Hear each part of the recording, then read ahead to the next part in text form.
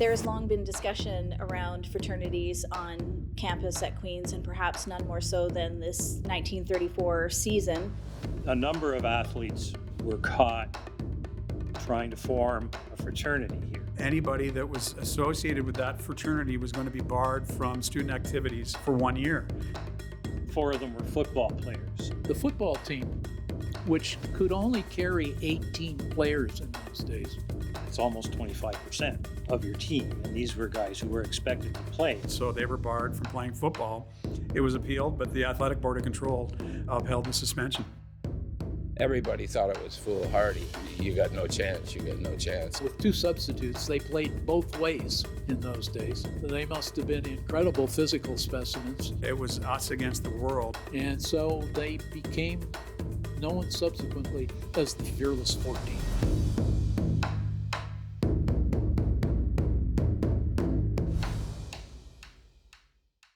When the stock market crashes in 1929, Kingston is devastated.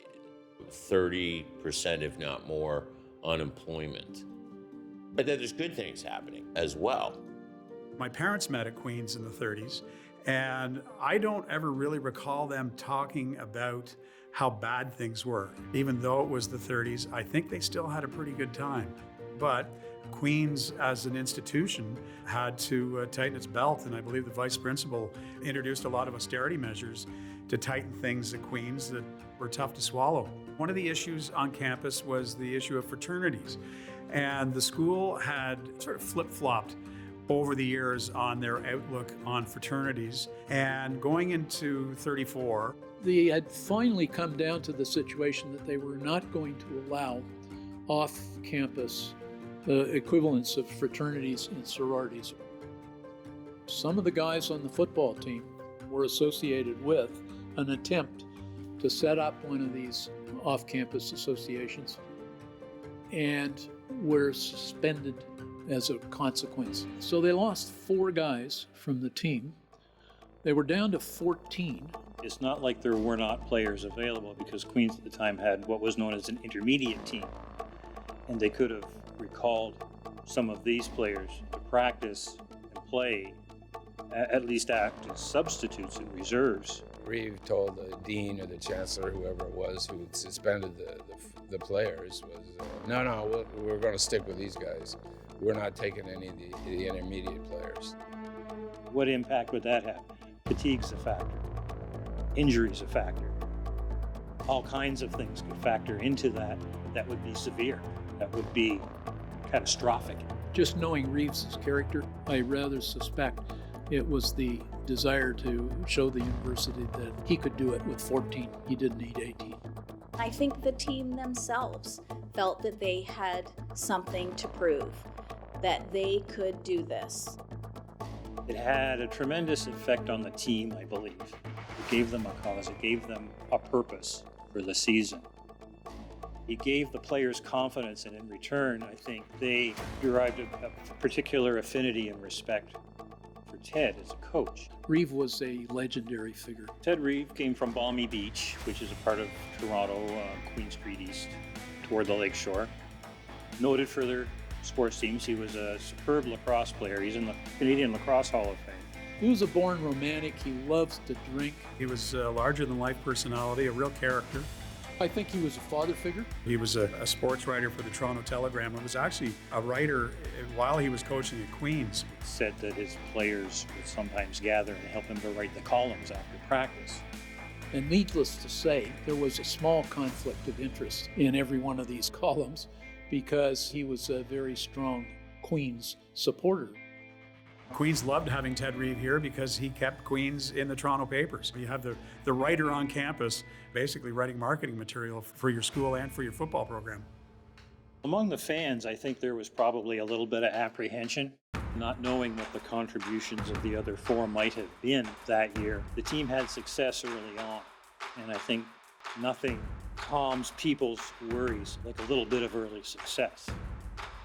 And they could see that, okay, the team doesn't score very often, but they're good enough preventing the opponent from scoring. They're winning. The game began precariously enough the season with a 2-1 win over Western, and then in the second game, a 5-4 squeaker against McGill. That's what it was like to play for Ted Reeve. He stressed defense strongly. You won games by 1 point. They were a very good defensive team. They were very strong technically in tackling. The forward pass was not something that was in Ted Reeve's playbook.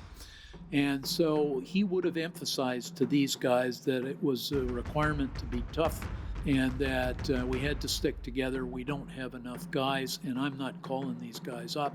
We're going to do this on our own. And to me, as a coach, that was a coach's dream, because then you can create an environment of it's us against the world.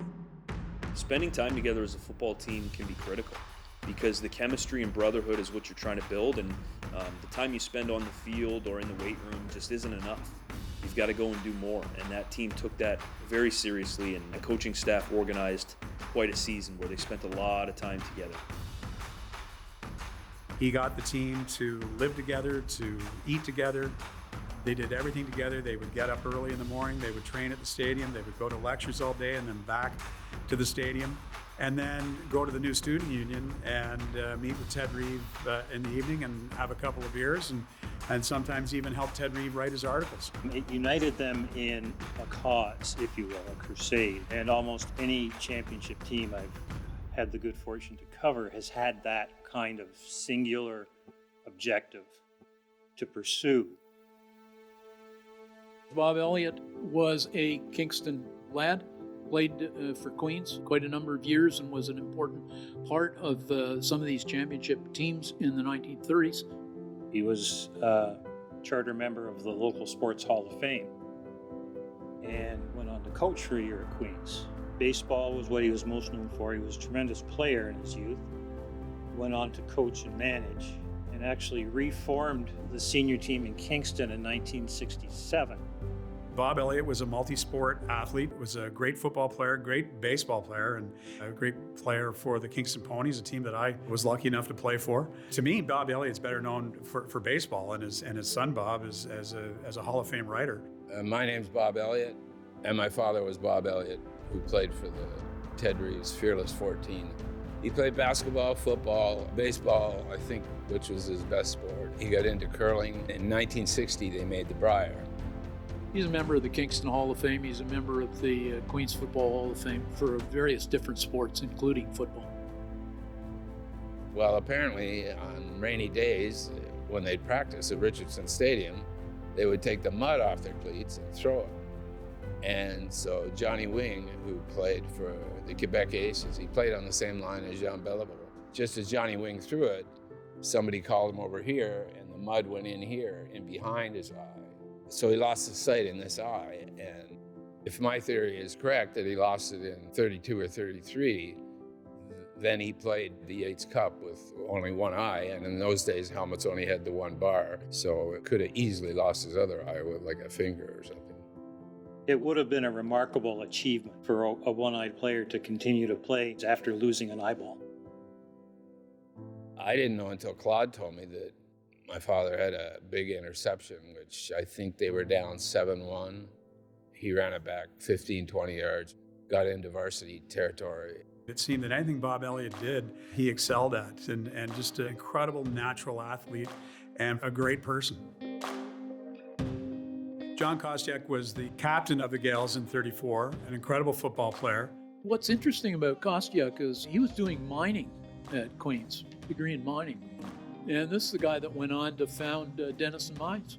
Became a very, very important individual in the Canadian mining community. He had opportunities to play professionally with the Argonauts in Toronto, and even the New York Giants expressed an interest in him. He could have signed a hockey contract with the Chicago Blackhawks.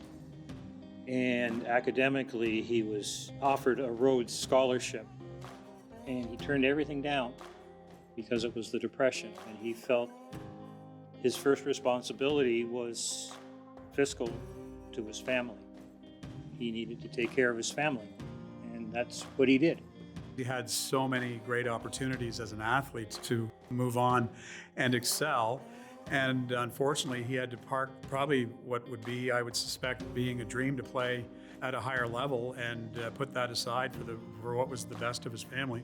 So it just tells you the type of character and strength of character that he had. I think John Kostiak must have been one hell of a guy.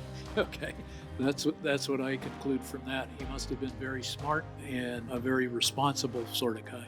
A lot of people will say that chemistry on a team is overrated, and I'm not one of those people. Anytime I've been part of a successful team, the chemistry is unbelievable.